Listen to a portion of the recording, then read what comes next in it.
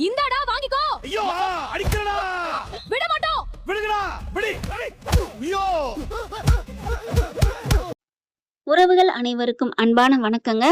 என்னமோ அக்யூஸ்ட் இந்த ஹால்குள்ள பூந்துட்டான், நான் கண்டுபிடிக்கணும் இங்க இருக்கானான்னு அப்படின்னு சொல்லிட்டு ஒவ்வொருத்தவங்களா பார்ப்பாங்க இல்லையா? அந்த மாரி அருண் பார்க்குறாங்க. இன்னைக்கு கராத்தே கிளாஸுக்குள்ள போயிட்டு 4 பேர செலக்ட் பண்ணா, நீங்களே 4 பேர அனுப்புங்கன்னு சொன்னா முடிஞ்சு போச்சு.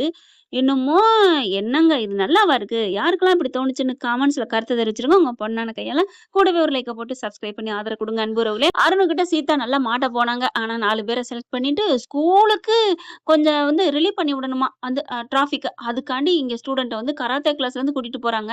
இங்க மீனாவும் சீதாவும் நல்லா மாட்ட தெரிஞ்சாங்க. இந்த பயம் பயப்படுதுங்க. அப்புறமா பார்த்தீங்கன்னா, மீனா வெளிய நிக்கிறாங்க. மீனா பார்த்துடுறாரு. அதுக்கப்புறம் என் பொண்டாட்டிய பிரிச்சுட்டீங்க, வச்சுட்டீங்க அப்டின்ட்டு போறாருன்னு வச்சுக்கோங்களேன். ஆனா 2 பேர் மனசுலயும் காதல் இருக்கத்தான் செய்யுது. அருணுக்கும், சீதாவுக்கும். இது ஏன்? எதால? ஈகோங்கிறனாலயா? விட்டு குடுக்காத தன்மையா? என்னன்னு புரியல. சீதா வந்துட்டு, "அக்கா, அவரு போயிட்டாரா? போயிட்டாருடி. உன் மேல காதல் இன்னும் இருக்குடி" அப்படிங்கிற மாரி மீனா சொல்லுது. "சரி, சரி விடுங்க" அப்படின்னு சொல்லிட்டு விட்டுறாங்களா? அடுத்து இந்த அம்மா நேத்தே போட்டாய்ங்க. அங்க பிரசனம் செய்றாருங்க. நம்ம முத்து நம்ம புருஷன் சொல்ல போயிட்டேன். நம்ம மீனா புருஷன். அப்பப்பப்பா! இப்படி ஒரு புருஷன், நல்ல புருஷன் தான். கொஞ்சோண்டு முன்கோவம் மட்டும் இல்லைன்னா, அவர் மாரி ஒரு மனுஷன் உலகத்துல இல்லைன்னு தான் சொல்லணும். முத்து எங்கள் சொத்து அப்படின்னு சொல்லலாம். நல்ல மனசுங்க. படிக்காதவன் படத்துல ரஜினிகாந்துக்கு எப்படி நல்ல மனசோ, இவருக்கு நல்ல மனசு. நான் அத நெறைய வாட்டி சொல்லியிருக்கேன். சூப்பரான மனசுங்க. அவங்க கேரக்டர வச்சு சொல்றேங்க. நல்ல முத்துவுக்கு. இப்ப பொண்டாட்டிக்காக விழுந்து விழுந்து பண்றாங்க. மீனாவுக்கு நல்லபடியா ஆகணும் அப்படின்னுட்டு. மீனா தர தரையா சும்மாவே அழுகும். சலங்க கட்டியாச்சு. அழுகுது, அழுகுது. அப்புறமா எந்திரிக்கிறாரு. எந்திரிச்சதுக்கப்புறம் ஏங்கு, எனக்காக ஏங்கு. நான் அப்படி என்னங்க பண்ணிட்டேன்? என்ன பண்ணிட்டேன்? அப்படின்னு மீனா அழுக. அவரு உடனே பார்த்தா சிவாஜி கணேசன். முத்துவும் சும்மா தலைச்சவரு இல்லங்க. என்ன மீனா இப்படி ஒரு வார்த்தை என்ன பார்த்து சொல்லிட்டியே! உன்ன பார்த்து நான் இப்படி என்ன பார்த்து நீ இப்படி பேசலாமா? எனக்கு உன்ன விட்டா யாரும்மா இருக்கா? நான் எங்க போவேன்? எனக்கு யார தெரியும்? அப்படிங்கிற மாரி 2 பேரும் அன்ப பொழியிறாங்க. உண்மையிலே 2 பேர் மாரி ஒரு பேர் வந்து சூப்பர்ன்னு தான் சொல்லணும். இவங்க 2 பேர்கிட்ட எங்களுக்கு என்னமோ தெரியலங்க. அன்பு, காதல் எல்லாமே உணர்வு வருது. ஆனா இந்த ரொமான்டிக்ன்னு சொல்லுவாங்கல்ல, அது மட்டும் என்னமோ தெரியல வரல. அவங்களுக்குள்ள ஒரு அன்பு மட்டும் தான் எனக்கு புரியுதுங்க. மத்தத தாய்மாமன், மகாநதி இதெல்லாம் அவங்க லவ்ஸ் ஐயனார் துணை, அழகே அழகு இன்னும் அவங்க சேரவே இல்ல. இருந்தாலும் அவங்களுக்குள்ள 2 பேருக்குள்ள ஒரு லவ் ஒர்க் அவுட் ஆகுற மாரி எங்களுக்கெல்லாம் ஃபீல் வருது. இவங்க 2 பேருக்குள்ள மட்டும் ஒரு அண்ணன், அண்ணி, அக்கா, மாமா, அப்பா, அம்மா இந்த மாரி ஒரு அன்பு தான் எனக்கு தோணுதுங்க. அந்த ரொமான்டிக் எனக்கு வரலங்க. இதுவரைக்கும் முத்து, மீனா அப்படி இந்த அந்த வர்ணிச்சு அந்த மாரி பேசுற சீன் எனக்கு கொண்டு வரவே இல்ல. சிறகடி காசுல கதைகள் தான். கதைக்கே பஞ்சம் இல்லல்ல. அங்கிட்டும் இங்கிட்டும் பிச்சு பெதறி போட்டு வச்சிருப்பாரு. சிறகடி காசுல டைரக்டர்ன்னு சொல்லலாம். இப்ப நம்ம சீதா என்ன பண்றாங்க, கராத்தேக்கு நல்லபடியா போயிட்டுருக்காங்க. கராத்தே கத்துக்கிறது தப்பு இல்ல. ஆனா அதுல பார்த்தீங்களா அருணு, பெண்ணுங்களுக்கு எதுக்குங்க கத்துக் குடுக்குறீங்க? அதுவும் ஒரு காவல்துறையில வேலை பார்த்துட்டு இப்படி சொல்லலாமா? லூஸ் டாக் விட்டாரு. அவங்க தான் மெயினாவே கத்துக்கணும், பெண்கள் தைரியமா இருக்கணும்னு சொல்லணும். வீட்ல இருக்கிற பிரச்சனை எப்படிலாம் பேச வைக்குது மனுஷங்கள. அப்புறமா இங்க காவல்துறையில இருந்தாலே நல்லது நெனச்சே பண்ணுனாலும், அது நல்லது பண்றவங்களுக்கு கெட்டதெல்லாம் போகும். ஏதாவது தவறான பொருள் கடத்துறாங்களா? இப்ப நம்ம அருண் வந்து புடிச்சிடுறாரு. புடிச்சுட்டு, "டேய் விடமாட்டேன். சைன போடு. போலீஸுக்கு போ. என்ன விடு, என்ன விடு" அப்படின்னு எவ்வளோ சொல்றாங்க. இந்த மாரி தாங்க. நல்லத நெனச்சாலும் அவைங்க வந்து வங்கம் வச்சுட்டு ஏதாவது பண்ணுவாய்ங்க. அதே மாரி தான் இப்ப நம்ம நெறையாது சரக்கு ஏத்திட்டு போயிருக்காய்ங்க. புடிச்சிடுறாரு நம்ம ஆளு. புடிச்சு உள்ளாரையும் வச்சிடுறாங்க. "டேய் இதோட பின்விளைவுல நீ சந்திக்கணும். டேய் டேய் பார்த்துக்கலாம்டா. நான் எவ்வளவோ பின்ன வளச்சுட்டு தான்டா வந்திருக்கேன். அவர் சொன்னது எந்த பின் விளைவு, இவர் சொல்றது எந்த பின்னு, தலையில குத்துற பின்னு. இவர் எப்படி பின்னு வளச்சிருப்பாரு? ஓ! அம்மாவுக்கு பின்னு குத்திருப்பாரு. ஏன்னா அம்மா பிள்ளையாச்சே, செல்ல பிள்ளையாச்சே. இப்ப எல்லாம் முடிஞ்சிருச்சா? அவைங்க விடுவாய்ங்களா? "ஏன்டா ஏன் ஆளயாடா வச்சுட்ட?" அப்படி ஸ்டேஷனுக்கே வந்து பயங்கரமா மிரட்டுறாய்ங்க அருண. "என் ஆள நீ உள்ளுக்க தள்ளிட்டீல, இன்னைக்கே நான் வெளில எடுப்பேன்டா. ஆனா உனக்கு இருக்குடா" அப்படின்னு சொல்லிட்டு எங்கெங்கேயோ கால் பண்றாய்ங்க. அவைங்கள விடுறாய்ங்க. விட்டா எப்படி இருக்கும்? ஹஹான்னு எல்லாரும் பழைய படத்துல வருவாய்ங்க பார்த்தீங்களா? நான் சிவப்பு மனிதன்ல ரஜினி படத்துலலாம் சத்யராஜ் எல்லாரும், "எப்படி நாங்க வெளில வந்துட்டோம்ல" அப்படின்னு சொல்ல, அருண் பார்க்குறாங்க. "டேய்! இன்னைக்கு நீ வெளில வந்திருக்கலாம்டா. உன்னைய நான் விடமாட்டேன்டா. இந்தா புடிச்சுக்க, புடிச்சுக்க, புடிச்சுக்க விடாம இருக்கறதுக்கு" அப்படின்னு சொல்லி கைய நீட்டுறாய்ங்க. போலீஸ் ஸ்டேஷனுக்கே வந்து பேசுற அளவுக்கு காலம் கெட்டு போச்சு. இருக்குடா உங்களுக்கு அப்படிங்கிறாங்க. "ஏன்டா நீ பொண்டாட்டிய கட்டின பொண்டாட்டிய அடிச்சு விரட்டி விட்டியே! அது மட்டும் நியாயமா என்ன?" ஆனா அருண் மைண்ட் வாய்ஸ், "நான் அனுப்பல. முத்து தான் கூட்டி போனாரு." ஐயோ! ஐயோ! இப்ப எல்லாரும் கிளம்பிடுறாய்ங்களா? போனதுக்கப்புறம் இவன சும்மா விடக்கூடாது. "அண்ணே என்ன உள்ளார வச்சுட்டான். இவன விடக்கூடாதுண்ணே." "சரி விடுடா. அவன் எங்கெங்க போறான்னு ஸ்கெட்ச் போடுறா" அப்படிங்கிறாங்க. இவரு போற இடம், வார இடம் எல்லாத்தையும் கண்டுபிடிச்சுறாய்ங்க, கவனிச்சுறாய்ங்க. கரெக்ட்டா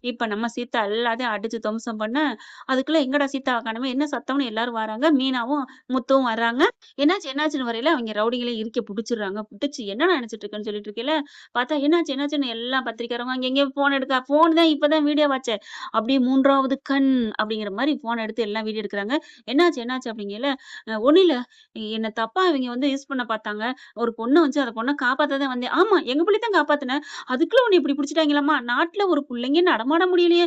நல்ல வேளை இப்ப நீ இல்லன்னா, என் புள்ளைய தான் இப்படி பண்ணியிருப்பாங்கல்ல அப்படின்னு அவங்க அம்மா, அப்பா சொல்ல, ஆமாங்க அப்படிங்கையில, என்ன சார் ஆச்சு?